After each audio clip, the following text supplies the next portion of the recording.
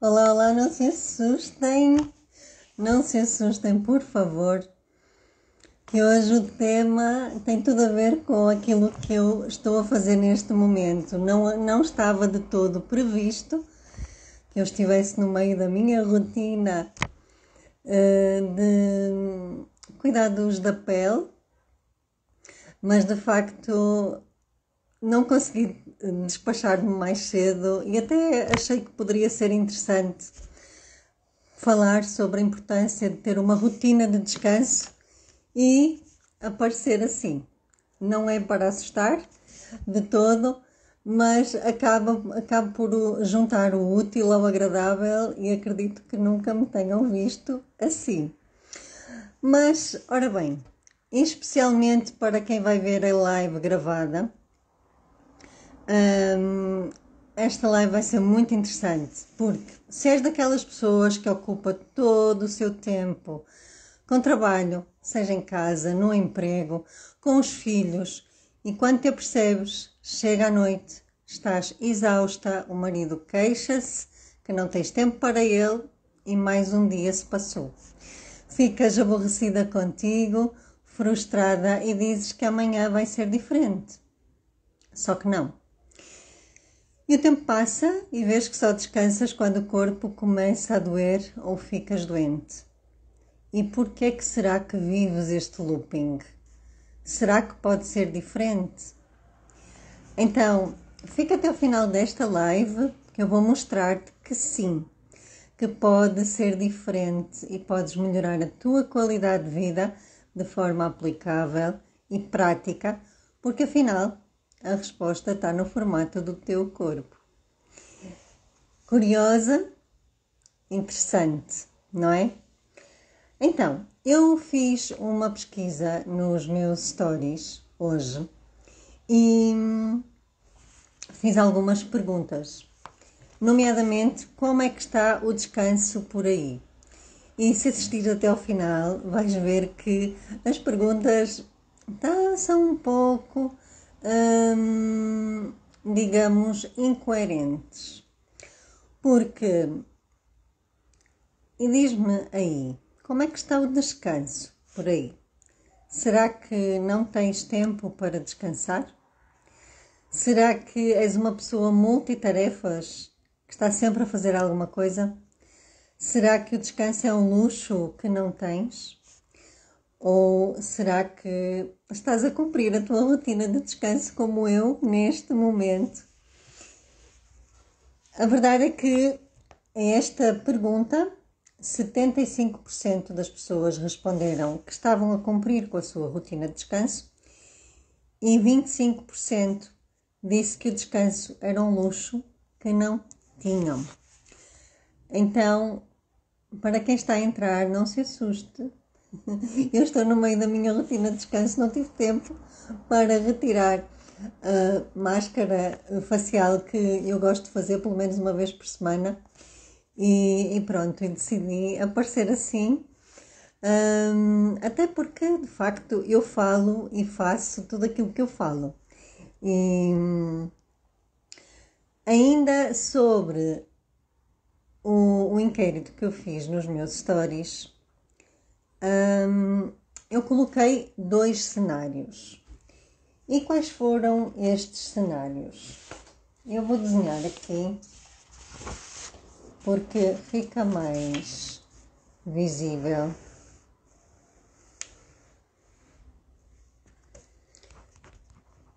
Para quem não teve a oportunidade de ver. Então, o cenário 1 é alguém que trabalha e depois adoece. E depois tem que descansar. Ok? O segundo cenário é um cenário diferente.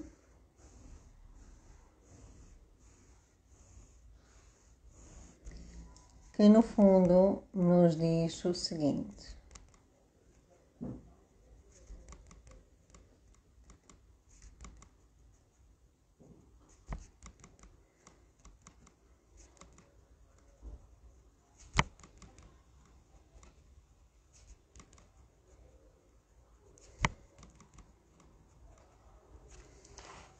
Então, é uma escadinha, ao diferente do outro, em que tem trabalho, descanso, trabalho, descanso, trabalho, descanso, trabalho, descanso e por aí vai. Ou seja, aqui não entra a doença. Ok? Então, entre o cenário 1 e o cenário 2, primeiro, no cenário 1, em que há trabalho, trabalho, trabalho, e depois há doença, eu tive 50% de pessoas a dizerem que eram assim, e 50% das pessoas a dizerem que achavam interessante este cenário. E no cenário 2, em que tem a escadinha do trabalho, descanso, trabalho, descanso, trabalho, descanso, tive 40% das pessoas que responderam a dizer que faziam isso e 60% a acharem interessante. Certamente as pessoas que adoeciam por trabalharem sempre. E para quem está a entrar, eu hoje estou na minha versão mais naif e mais descansada mesmo, para combinar com a live. Por isso não se assustem e fiquem, porque vai ser muito interessante, e se tiverem as situações que quiserem colocar, as perguntas, estejam à vontade. Então, olhando o cenário 1, trabalho até não poder mais e depois doença, e o trabalho, descanso, trabalho, descanso, trabalho, descanso, trabalho, descanso, eu perguntei que situações estão mais presentes na tua vida até agora. E gostava também que me respondessem aqui. Paula, boa noite, que gira. Opa, ainda bem que não te assustaste. Porque de facto não era de toda a intenção eu estar aqui assim, mas olha, foi o que deu, não consegui despachar-me e cumpri aqui com o meu dever. E como eu também sou muito coerente nestas coisas, eu também tenho a minha rotina de descanso, sem dúvida. Então, entre o cenário 1 e o cenário 2, aquilo que as pessoas responderam, em que cenário estavam mais presentes ou que mais acontecia até hoje, foi o cenário 1. Ou seja, as pessoas trabalham, ok? E depois adoecem. O que quer dizer que não têm uma rotina de descanso. Criatividade, é isso. Eu hoje dei asas ao meu traço mais criativo e deixei-o aparecer aqui. Aparecendo sem aparecer. É isso mesmo, Paula. Obrigada. Fico muito feliz por me sentir tão compreendida. E por isso é que eu disse que, de facto, estes resultados acabavam por ser um pouquinho incoerentes, porque se por um lado as pessoas me dizem que têm tempo para descansar, por outro lado dizem-me que trabalham e depois adoecem. E eu perguntei também se consegues ter tempo para descansar todos os dias. 40% das pessoas disseram que sim, 60% disseram que não. Eu perguntei também como é que seria um dia bom para ti. E houve aqui algumas respostas interessantes. Então, uma das pessoas disse um dia sem fazer nada, um dia sem nada. É o que eu faço no meu dia de anos, uma vez por ano. Ou seja, se a pessoa me tinha dito antes que tinha uma rotina de descanso todos os dias e depois me dizia que um dia ideal era um dia sem fazer nada, é porque ela está a trabalhar mais do que aquilo que possivelmente pode. Bem-vinda, Judite. Aqui a minha criatividade juntou-se à sua. Não se assuste, mas de facto hoje não deu para mais. E tive também alguém que me respondeu que um dia bom para si seria 1 hora de conexão com a natureza, seguida de trabalho, tempo para a família, socializar e autocuidado. Ok? É uma excelente intenção, boa intenção. Olá, bem-vinda. E já agora podem também me responder a estas questões, porque se não responderam lá os meus stories, também é interessante ter o vosso feedback aqui em direto. Que é como é que, primeiro, gostava de saber se conseguem ter tempo para descansar todos os dias e como seria um dia bom e o que é que te impede de ter uma rotina de descanso todos os dias. E aqui eu tive também respostas que disseram assim: geralmente consigo estar a descansar, só com os meus pensamentos, cerca de 10 minutos, quando regresso do trabalho. Mas, e há sempre um mas, não é? Faço outras coisas primeiro e só se der tempo de descanso. Por isso, o descanso, o ter tempo para parar e não fazer nada, ou fazer coisas que nos dão prazer, é de facto colocado de lado. E é claro que isto traz consequências, porque o ser humano não foi feito para estar sempre a trabalhar, sempre a executar. Mas há uma forma, há digamos um modo automático e inconsciente que muitas vezes nos faz só, de facto, estar no modo de agir. Agir, até ficar ali como aquele cenário que eu mostrei, até adoecer. E essa foi a realidade da minha vida durante muito tempo. Por isso é que este tema eu quero trazê-lo para essencialmente servir como reflexão, ok? Porque muitas vezes nós estamos a cair em situações, e eu já falei em várias lives que de facto uma doença ela tem uma função, ela cumpre uma função. E há consequências que se sentem devido à falta de descanso, que a maioria das pessoas não está sequer desperta para isso. Porquê? Porque nós vivemos um mundo corrido, parece que as pessoas estão com pressa de fazer não sei bem o quê e de chegar também não sei muito bem onde, não é? Porque quando não tem tempo para descansar, uma doença vem e o tempo arranja-se, não é? Agora, é mesmo uma questão de questionarmos a nós mesmos se é isso que queremos continuar a fazer, porque nós podemos, e como eu estive no meu automático durante tanto tempo, mas houve um momento que eu tomei consciência e que de facto acordei para a vida, como se assim dizer, e porque eu sofri bastantes destas consequências, bastantes, e chegou mesmo a um limite de eu ficar, acabar por ficar incapacitada para trabalhar nas funções que eu exercia antes de fazer aquilo que eu faço agora. E isso é recente, tem menos de 5 anos. Então, essencialmente a falta de descanso pode gerar consequências físicas, consequências emocionais. As físicas, que me lembro aqui, se me quiserem ajudar, podem ajudar à vontade. Seja muito cansaço, dores de cabeça, dores de costas, especialmente aqui, esta zona aqui, muito tensionada, à volta do pescoço, né? Ou a zona lombar, que muita gente também se queixa.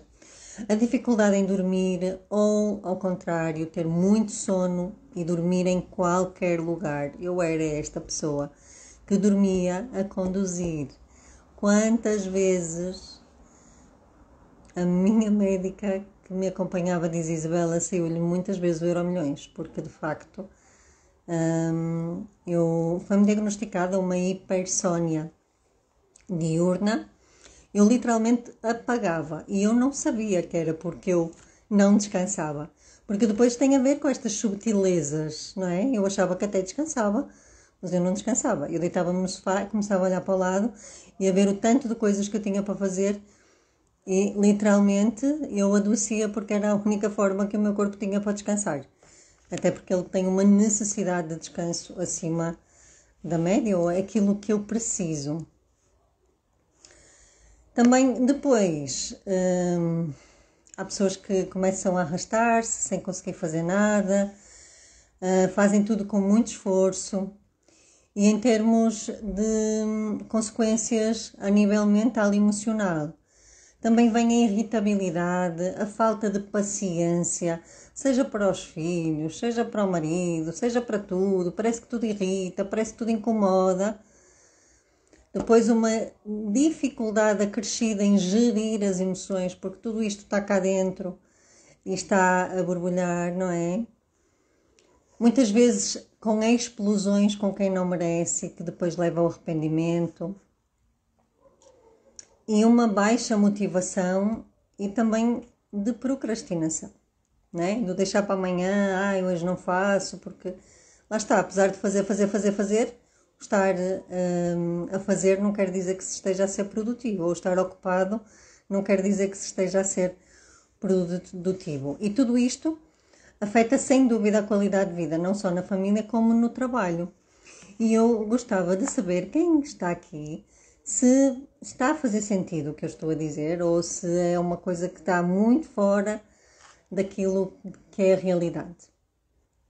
Se me puderem responder, agradeceria imenso, porque eu gosto muito desta interação também. E no fundo, afeta a qualidade de vida porque é uma bola de neve, né?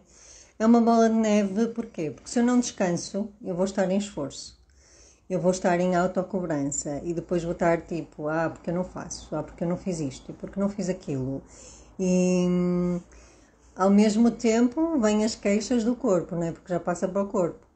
Já começa as dores aqui, as dores ali, uma dor de cabeça acolá, uma dor de costas e ok, até se calhar tomo um comprimido porque é aquilo que está mais à mão. Ou então se calhar até vou fazer uma massagem e na massagem aproveito para relaxar um bocadinho e já estou a descansar, ou seja, estou aqui a atuar na causa, não estou só a tomar um comprimidinho para o sintoma acabar, porque acaba por ser a questão é muito mais profunda e que depois do corpo se queixar durante muito tempo sem que nós o ouvimos, sem que nós lhe damos atenção, neste caso o descanso, vem a incapacidade para trabalhar. E esta incapacidade para trabalhar pode traduzir-se em termos num período curto ou num período mais longo, não é? E porquê? Porque tenho que arranjar tempo para me tratar ou para descansar. Ou seja, se eu não tenho tempo para o descanso, eu vou ter que arranjar tempo para a doença, para depois ter o descanso. Porque normalmente a doença vem para descansar. Este é um dos motivos, podem haver outros, ok? Depois depende muito da questão sistémica, digamos assim, que é algo mais profundo e que necessita de uma investigação também mais profunda. Judite diz completamente, e a Paula diz faz sentido, vivemos muito automático e distraídos de nós próprios. É completamente, não é? Quando nós vivemos num automático, nós é tipo aquela música do Deixa a Vida Me Levar, não é? Só que quando a vida nos leva, acaba por muitas vezes, é como a história da Alice no País das Maravilhas, não é? Se eu não sei para onde eu quero ir, qualquer caminho serve, incluindo o caminho da doença.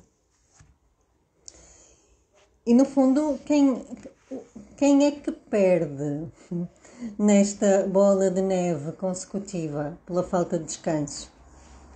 Cada um de nós, não é? Porque sem descanso há mais problemas de saúde, seja a nível físico, seja a nível mental e emocional. Depois acaba por haver uma consequência financeira, porque se eu fico doente o meu salário vai diminuir, a qualidade de vida diminui. E ao mesmo tempo, quando somos funcionários de alguém ou trabalhamos até por conta própria,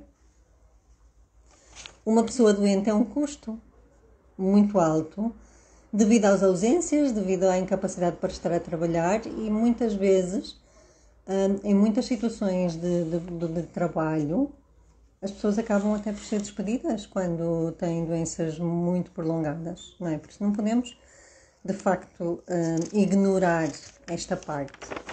É muito importante fazer sim, mas de uma forma produtiva e de uma forma que nos sirva, porque cada um de nós é diferente e tem necessidades diferentes e precisa descansar de forma diferente.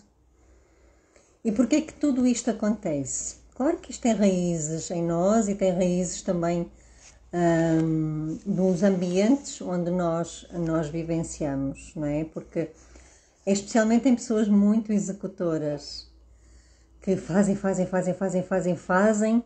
e porquê? Porque é que elas estão sempre a querer fazer para não sentirem que são imperfeitas, porque elas gostam de mostrar que são fortes, que são valentes, que aguentam com tudo, que não se permitem sequer pedir ajuda, nem mostrar vulnerabilidade, exatamente porque, ok, vou ser imperfeita, vou ser vista como fraca, e ninguém quer ser vista assim, não é? Muitas vezes porque querem algum tipo de reconhecimento de alguém, porque estão a fazer, para que alguém veja, não porque de facto façam, mas porque querem que alguém veja, ou porque por vezes sentem culpa por não fazer determinada coisa, ou sentem culpa por descansar, e a culpa está aqui muito enraizada também. Era uma das coisas que eu sentia quando eu estava deitada no sofá. Eu sentia culpa por estar deitada. Isto parece ridículo, mas não é tão incomum quanto se julga. É mais comum do que aquilo que nós imaginamos. Porque está incutido dentro de nós que só temos valor se fizermos alguma coisa. Então, o valor da pessoa é só se ela faz. Se ela não faz, ela perde o valor, e ninguém quer perder o valor. Só que a questão é que cada uma das pessoas que está a ver esta live é uma pessoa de grande valor só pelo facto de existir, só pelo facto de estar viva. A questão é que no automático nós fazemos coisas às vezes sem sentido e sem nos questionarmos sequer do porquê. Porquê é que eu faço isto e para que é que eu estou a fazer isto? Não é? Ou então para agradar alguém. Também muitas vezes fazemos para agradar alguém ou para não desagradar alguém. E tudo isto vai criando moça e vai, ok? O nosso corpo vai se ressentindo. Como é que está por aí? Faz sentido? Reconhecem-se neste fazer e porquê? Porquê fazer tanto?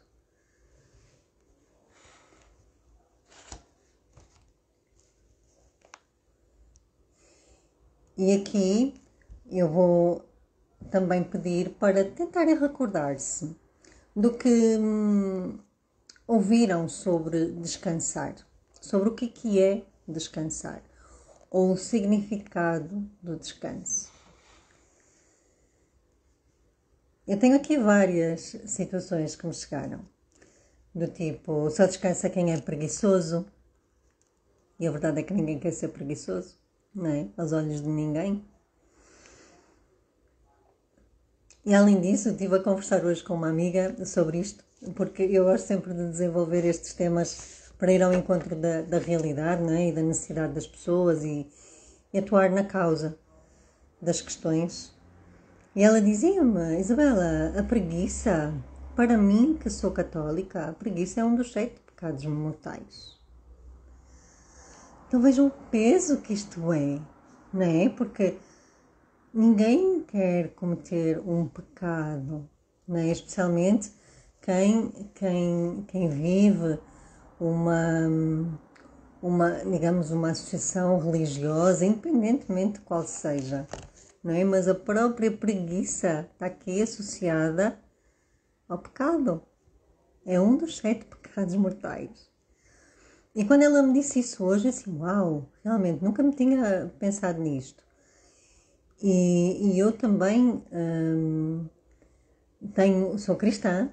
Jesus Cristo para mim é um grande modelo, é o meu mestre de facto, mas muitas vezes o próprio Jesus Cristo, ele disse-te, ama os outros como a ti mesmo. Ou seja, há aqui uma incoerência, não é? Porque como é que eu posso amar alguém se eu não me amo a mim mesmo primeiro? Como é que eu posso ajudar alguém se eu não tenho, se eu não estou a descansar, se eu não estou descansada e se eu não estou revitalizada o suficiente para ter força para ajudar outra pessoa? Não é? Então acaba por ser aqui uma contradição. Só que é uma contradição que, se nós não pararmos para a questionar, ela vai estar aqui a fazer o seu papel, não é? Bem escondidinha, mas no fundo a comandar a nossa vida. E já dizia o Carl Jung, né? Enquanto o inconsciente não se torna consciente, nós vamos repetindo situações na nossa vida e acabamos por chamar de destino. Tal como em alguns momentos eu pensei nisso, cada vez que eu estava a adoecer. E eu saía de uma coisa e entrava na outra. É muito duro procurar respostas e não ter. É muito duro mesmo. E como eu já falei, uma pessoa que é preguiçosa, ela não tem valor. Ela não é vista como valorizada. E então acaba por estar sempre associada ao fazer. É como se aquela pessoa tivesse que estar sempre ali na roda dos ratos a fazer, às vezes nem sabem o quê. Então, isto é um convite só à reflexão. E, mais uma vez, repito, tu és uma pessoa muito valiosa só pelo facto de existir. Só pelo facto de estares viva. E, para quem não me conhece, e hoje vai me conhecer assim, um pouco estranha,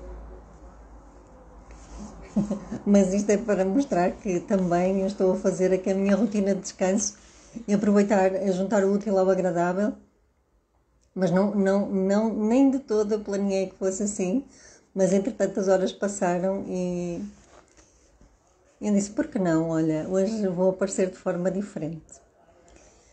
Então eu fiz a licenciatura na área de análises clínicas e saúde pública e mais recentemente eu tornei-me analista corporal certificada pelo Corpo Explica. E foi ao descobrir o meu mapa dos caráteres que eu percebi exatamente o que é que estava aqui a falhar. Então, eu acho que nunca trabalhei tanto em saúde pública como agora, porque eu agora consigo de facto prevenir muitas situações só pelo facto das pessoas se conhecerem. E para quem ainda entrou aqui assim de paraquedas, é possível entender a tendência de pensar, sentir e agir de uma pessoa só de olhar para o formato do corpo dela. E como é que funciona a análise corporal? No fundo, a maioria das pessoas já sabe que é na primeira infância que ocorrem as maiores possibilidades de adquirir competências humanas. E é também nessa fase que mais o cérebro se desenvolve em termos estruturais.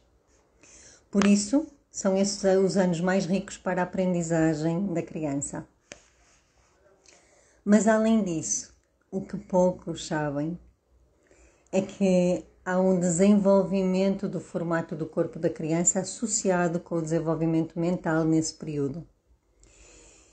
E existem 5 grandes momentos do desenvolvimento na primeira infância que, dependendo da intensidade dos traumas vivenciados nessas fases, a criança vai apresentar mais de um certo comportamento ou de outro. E o formato do corpo da criança vai ser moldado para suprir as necessidades de cada momento. E quais é que são estes 5 grandes momentos? A gestação, a amamentação, os primeiros passos, o desfralde e o surgimento da sexualidade. E no fundo, quando um trauma é gerado numa destas fases do desenvolvimento infantil, é gerado um medo de viver aquela dor, aquele trauma. E associado a ele, há necessidades de criar alternativas para fugir dessa possibilidade. E este processo de desenvolvimento acontece de forma diferente em cada ser humano e afeta tanto o formato físico do corpo como o padrão de funcionamento da mente, por causa da formação do traço de caráter que surgiu para evitar ao máximo aquela dor. Então, os traços de caráter são mecanismos do corpo e da mente que impactam diretamente no seu jeito de pensar, sentir e agir. E é por isso que, olhando para uma pessoa e sem que ela precise de responder a nada, eu consigo ver como é que ela pensa, sente e age, qual é a sua tendência de comportamento. E quais são os 5 traços de caráteres? No primeiro momento da gestação, forma-se o traço esquizoide. Os traços nada têm a ver com doenças, ok? Nem com aqueles nomes que nós estamos habituados a ver nos filmes. São apenas traços e foram mantidos para respeitar a nomenclatura científica. Então, no primeiro momento da gestação temos o traço esquizoide. No segundo momento, na amamentação, forma-se o traço oral. No terceiro momento, nos primeiros passos, forma-se o traço psicopata. No quarto momento, no desfraude, forma-se o traço masoquista. E no quinto momento do surgimento da sexualidade, forma-se o traço de caráter rígido.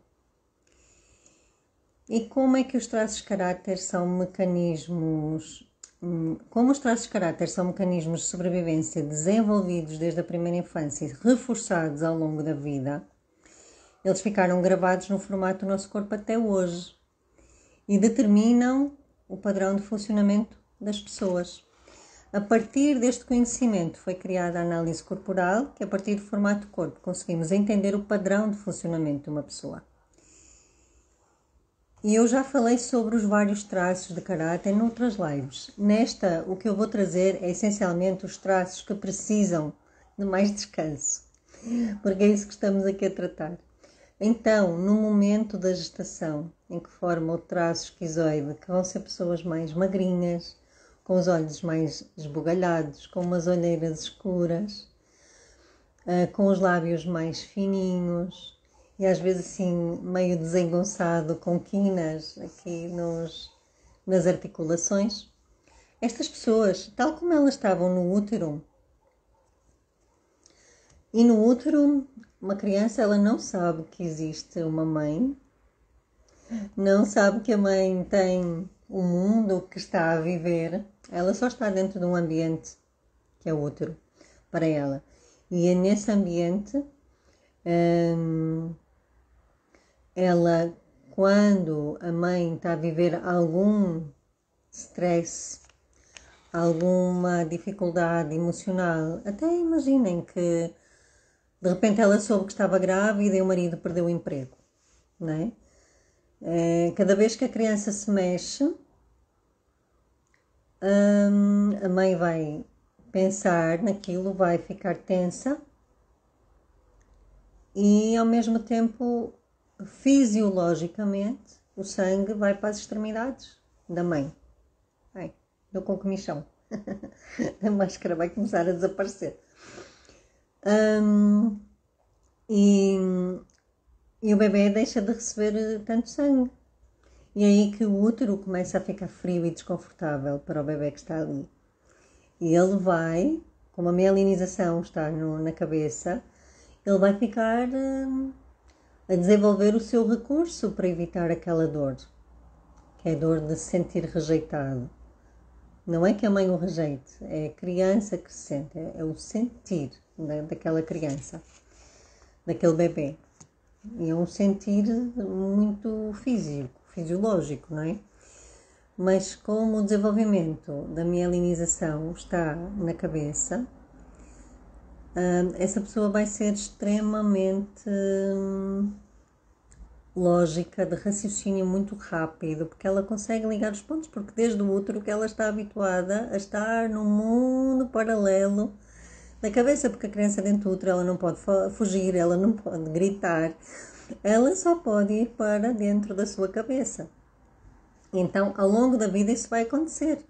São pessoas que precisam de mais tempo para estar desconectadas, simplesmente deitadas. Quem depois viu os meus stories, literalmente como se estivesse dentro de um útero, numa cama de rede, é um local ótimo para desconectar, para pessoas que têm mais deste traço. Porque elas sentem-se ali, tipo, elas podem existir não existindo, porque muitas vezes as pessoas que estão à volta nem as veem, porque elas estão lá metidas dentro da cama. E isso vai ajudá-las muito, porque quando o bebê está na barriga, ele não faz nada, ele recebe tudo, não é? Ele recebe a comidinha que precisa, pelo cordão umbilical. Ele não anda ainda, ele só está no mundo racional, no mundo da cabeça que está ali, no seu pensamento. E depois, qual é que é o outro traço? Que pessoas com mais desse traço também precisam de mais descanso. E essas pessoas que no fundo têm o traço que se forma mais na fase da gestação, elas não gostam de muito contacto com outras pessoas. Então elas precisam mesmo de estar sozinhas. Elas precisam de ter o seu espaço, a sua liberdade. A forma de amar dessas pessoas é mesmo essa. É em liberdade. E muitas vezes elas sentem-se aprisionadas quando estão muito tempo expostas ou sufocadas, literalmente, quando têm que estar no meio de muitas pessoas. Mas depois há outras pessoas completamente opostas, que são as que têm o traço oral que se forma na fase da amamentação, que são pessoas que têm a dor do abandono. E essas pessoas, elas precisam de conectar com outras pessoas, elas adoram estar com outras pessoas, elas precisam de falar com outras pessoas, elas precisam de comunicar e conectar com pessoas, com a natureza, com rotinas de autocuidado, os cuidados básicos, literalmente do sono, de comer, de ter o banho em dia, de cuidar da pele, com cremes com texturas muito suaves, vai fazer muito bem para essas pessoas. E o outro traço é com pessoas que têm traço mais psicopata, que é dado nos primeiros passos, porque todos estes traços eles não são da execução, não é? E aqui o psicopata ele delega muito bem, muitas vezes são excelentes líderes.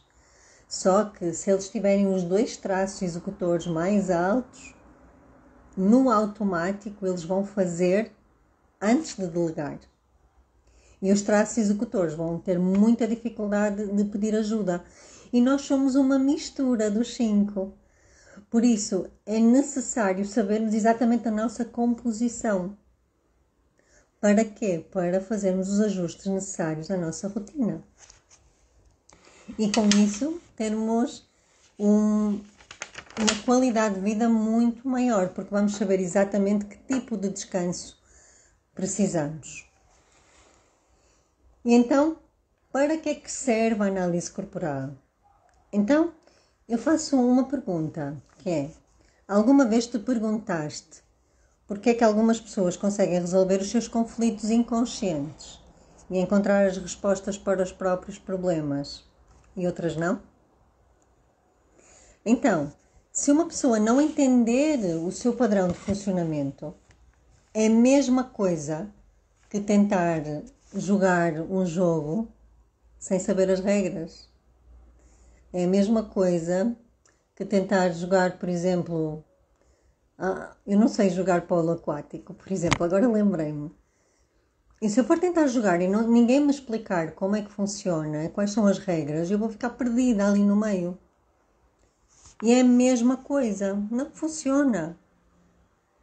Não dá para funcionar. Por isso, se cada pessoa entender qual o padrão do seu funcionamento, é como nadar a favor da corrente. É como, de facto, fazer as coisas a seu favor. porque há tempo para descansar, há tempo para trabalhar, porque não é por eu estar sempre a fazer que eu vou ser mais produtiva, antes pelo contrário. Eu já vivi esse automático e não funcionou. E no meio do caminho quase que desapareci. Então, com a análise corporal nós conseguimos descobrir exatamente qual é a rotina mais adequada para nós, porque se nós temos um corpo diferente de outra pessoa que nos diz faz assim, assim, assim porque funciona comigo, pode não funcionar com o outro. Com a análise corporal a pessoa descobre os seus pontos mais fortes e aprende a usá-los a seu favor. Não vai ser necessário fazer tanto esforço para encontrar as respostas para os problemas que vive hoje. E tudo fica mais fácil, mais leve, mais natural. E então, quando uma pessoa faz a análise corporal, ela consegue entender várias coisas. Eu trouxe aqui uma lista porque eu tentei lembrar-me da maioria daquelas com que as pessoas me trazem, que é porque é que elas têm os problemas que têm e assim conseguem resolver e impedir que os problemas aconteçam de novo. Usam aquilo que hoje chamam de defeito a seu favor. Conseguem relacionar-se melhor com as pessoas. Aprendes a gostar de ti tal como és. Tens uma vida mais leve e equilibrada. Conheces-te, aceitas-te, respeitas-te e amas-te. Consegues parar de ter discussões e atritos dentro dos relacionamentos. Melhoras a qualidade das relações contigo mesmo, as relações pessoais, profissionais e familiares. Sabes tomar decisões melhores e evitar sentimentos de culpa e arrependimento. Com a análise corporal também vais aprender o que fazer para ter uma boa relação com o dinheiro, ter mais performance no trabalho para ganhar mais dinheiro, organizar melhor o teu tempo com mais disciplina e mais produtividade e conseguires usar os teus recursos e com isso potenciares a tua carreira e gerar mais resultados na tua vida profissional. E claro, o que nos trouxe a esta live, conseguir ter uma rotina de descanso adequada, porque é ela que vai impedir que adoeças, que te frustres no caminho e que de facto a vida se torne muito mais leve, muito mais fluida, muito mais prazerosa. Agora gostava de ter o vosso feedback, estou mesmo no final, mesmo a acabar. Gostaria de saber se quem está aqui se gostou. E quero deixar uma última frase, que é: há um tempo para trabalhar, há um tempo para descansar, há um tempo para se nutrir, há um tempo para não fazer nada, há um tempo para tudo. Só é necessário organizá-lo da forma adequada à tua forma de pensar, sentir e agir. Estar ocupado é muito diferente de ser produtivo. Quando nós nos conhecemos, nós conseguimos ser mais produtivos fazendo menos, com menos esforço, porque vamos estar a nadar a favor da corrente. E é essa mensagem que te quero deixar hoje. Obrigada por estares aqui. Obrigada a quem vai assistir à gravação. Espero que tenha sido útil.